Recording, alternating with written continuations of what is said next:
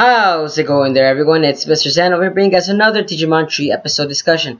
And for today's segment, guys, we're going to be talking about Digimon Tree Determination Part 4, guys. And now this episode, guys, was the climactic ending towards the movie Determination, and that involves with Ken Ichijoji confronting the Digidestin. And I gotta say, guys, this confrontation, guys, is very, very dramatic. For a fact that TK and Kairi were actually shocked as to say, what was Ken Ichijoji doing? So they don't even know what the heck is going on. They couldn't even falter the fact that it's Ken Ichijoji. So it goes along to say there are a lot of dark matters involved in the series right now. Or I would say these movies that the companies are taking out. Because for a fact that, guys, holy snap, no, Ken Ichijoji, he was actually a villain in the previous arcs in the Digimon world, you know, the series. But in the series that is actually come out right now, guys, we're kind of getting more involved with brand new villains, and the X-Antibodies is actually becoming the villains, guys. And they actually confirmed it now in this episode, in this Digimon Tree Determination. And the reason I say it is because Mako's Digivice, guys, Mako's Digivice actually had the X symbol when it was basically like vibrating inside her backpack. And then I'm here thinking like, oh snap, I knew it. And by the way, Mekuamon was actually the villain in this episode, or I would say the whole entire series that's been shown so far. Mekuamon was the villain. Basically, like I said, this episode was just all about all the clues are coming together, all the exposition stories that it's actually coming to an end, and it's actually involving more and more as to what the villains are going to be. And there's actually more. I would say the company that in the government agency that's kind of involved with the Digidestin, it seems more along the line as to there's something more dark at hand with these people, because for a fact that they actually, I feel like that character Maki, she actually knows a lot more than what's going on, guys. In the episode, guys, we actually were involved with Maki actually setting Mekuamon down in one of the places that the portals are opening up, and she was deliberately placed Mekuamon there, and we're actually wondering as to why. Is Maki actually evil, or is she working by herself with Ken, or is she actually the villain in general, or is she just a minion? You know, we don't know that for sure, but Maki herself in the episode was actually shown to be villain. And also the reason I said she's a villain is because I know I hate to say this, guys, but Leomon dies again after each season. It's so hilarious. It's like it's a trope for him. Leomon is always dying, but every time they symbolize Leomon dying, it's basically a character change, and a new plot's going to be unfolding, and a new little mini arc's going to be going on in every Digimon world that's been shown so far. So now that Leomon's death has been involved in, which by the way was very, very quickly and unexpected when I was watching it, because of the fact that Leomon wasn't expected to die. It looked as if, like, you know, Leomon was actually going to stay for at least 1 or 2 more films, or at least to the last film. It would have made sense if he actually died in the next film instead of this one, but I'm guessing they used Leomon's death in order to actually showcase Mekuamon's evil side. And by the way, Mekuamon seems to, like I don't know why Ken was actually trying to chase after Mekuamon when Mekuamon was evil in the first place. So like I said, there's a lot of factors that are involved as to why it's not making sense, and as to what a lot of viewers are actually wanting to know more about. Where did Mekuamon come from? Is Mekuamon actually Alphamon? Or is Mekuamon is just another separate X-Antibody that's actually on the run from Alphamon? Or maybe Alphamon is actually the hero of the story.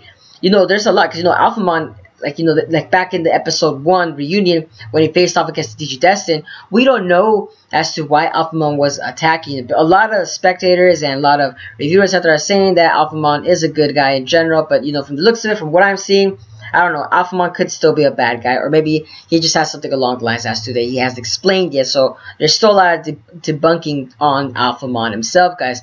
And also, you know, like I said, Mekuamon was the star of this episode. And by the way, oh, not Mekuamon, I'm sorry, I shouldn't say Mekuamon. Mekuamon was part of the star of the episode, but the stars were, like I said, Mimi and Joe. Mimi and Joe were the stars of the episode 1 for a reason, because of the fact that they actually come to I would say their determination actually has been showcased in the film, and no pun intended by that line, determination, but it's for a fact that Joe and Mimi actually come to terms with themselves and said that they're going to give it all they got in their lives.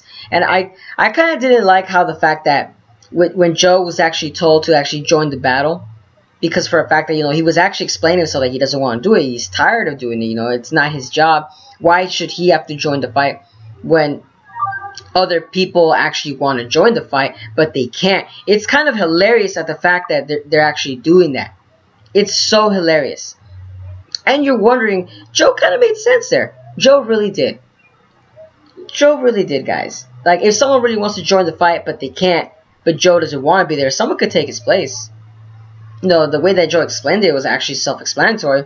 But when Kairi came along and gave Joe a reasoning saying it's because Goemon chose. It's basically like, he chose him to be his partner, like, and Goemon trusts him. And that's when Joe kind of basically said, okay, you know what? And which that determination that he used is saying that, of course, now I'm gonna fight with full force because it's basically he holded himself back so long that now he's coming back at full force. And by the way, it was so spectacular as when we saw Goemon actually reach the ultimate evolution. That was so awesome. We actually saw Viking as the English people would say, the Mega Evolution. We actually finally got to see that in this episode, and Vikingmon was actually intense pretty itself, guys. The visualization, the art style that was actually going on with Vikingmon and Rosemon, which, by the way, Palmon went to Mega Evolution as well with Mimi itself, but I feel like Joe was actually more along the lines taking control of the situation because of the fact that he was responsible now for himself and Goemon. And by the way, Imperial Digimon was the villain that they were facing off, which kind of throws viewers again as to saying, what the heck is going on? Who is the villain?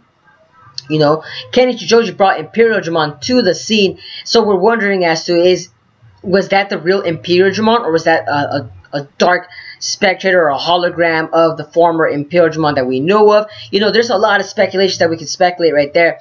And, we're wondering as to what happened to the Digidestin from the second season. Where are they? Are they locked up? Are they dead? What happened to the Digimon themselves? Are the Digimon themselves being copied, mass-reduced with X antibodies? We don't know that for sure, guys. But a lot more along the lines to say, there is still a lot at hand and play. And this episode itself was the bulk and brought in the end of the exposition. And now we're moving on to the second phase. I should say the third phase of the series, and that is basically finding out who the villain is. Now we're seeing that the Digimon were the villain, but who is actually masquerading these people, and that's what I think Confession is going to go lead on to that. And that's my honest opinion. That's probably what Confession is going to be talking about, and actually explaining as to who the villain is going to be, guys. And I feel like the government and all of them themselves are actually going to be working more and more closer to that, And I gotta say, guys, like this episode, man, was very interesting.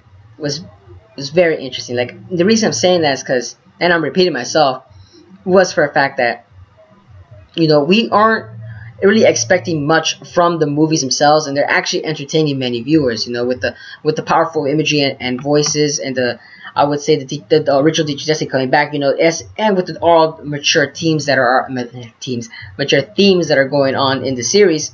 We're actually more focused along the line as, like, in a lot of broad terms. Like, there's a lot of broader themes that are involved in the series. And Determination was a very well worth received. And I think to myself, Determination is going to bring a lot of viewers with the pure nostalgic feeling, guys. That's what I think with Determination.